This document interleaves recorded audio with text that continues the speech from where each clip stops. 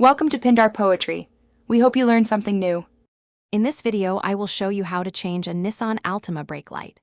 First, gather your tools. You'll need a Phillips head screwdriver and a new 7440 bulb.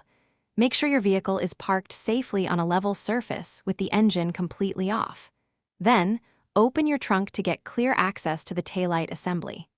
This simple preparation ensures a smooth and quick replacement process. Now let's get that taillight out. You'll see two Phillips head screws holding the assembly in place. Carefully remove them. Once the screws are out, gently pull the entire taillight assembly straight back from the vehicle. It might feel a little snug, but avoid forcing it. Finally, disconnect the electrical connector by pressing the small tab and pulling it apart. This frees the assembly. With the taillight assembly free, it's time to replace the bulb.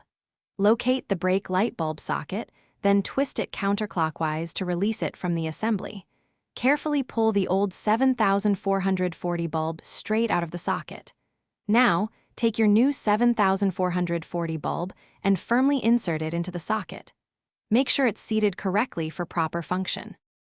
To finish up, reconnect the electrical connector to the taillight assembly. Carefully align the assembly back into its position on the vehicle and secure it with the two Phillips head screws you removed earlier. Give it a quick test to ensure your new brake light is working perfectly.